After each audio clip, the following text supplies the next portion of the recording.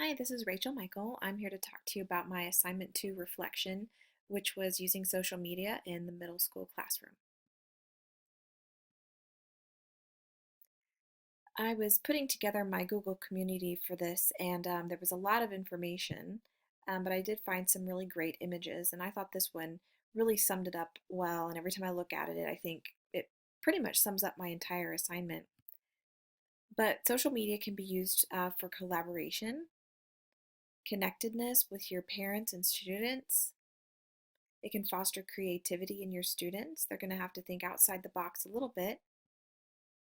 It's relevant and current. Students love to use social media. And there is a social media tool out there for almost every situation that you could come across in your classroom. Becoming an expert. So really, I figured out that there's no such thing as an expert in this. It's changing constantly. New things come out, they become obsolete, and it's really almost impossible to become an expert, but it is possible to become well versed. This is just the tip of the iceberg. You can use social media such as Twitter and Skype to invite guest speakers into your classroom.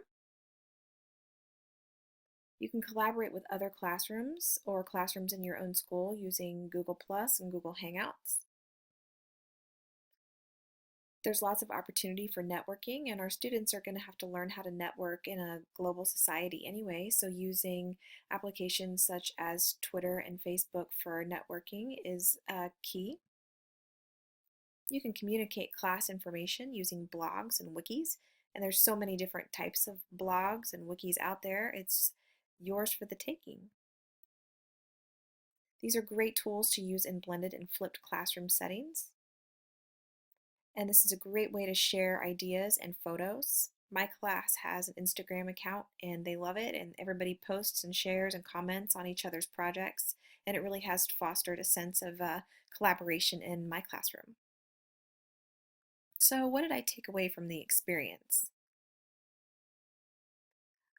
I realized that students really are going to need to be taught how to use social media for educational purposes, not just for personal use. My students all know how to use Twitter and Snapchat and Instagram and Facebook, but they know how to use it for personal reasons. They don't really know how to use it to enhance their learning yet. So that's going to be something that has to be taught in the classroom just as much as you would have to teach how to use Twitter, how to use Snapchat, how to use Instagram.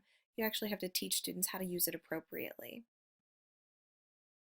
And the other thing I took away from this was don't try everything at once.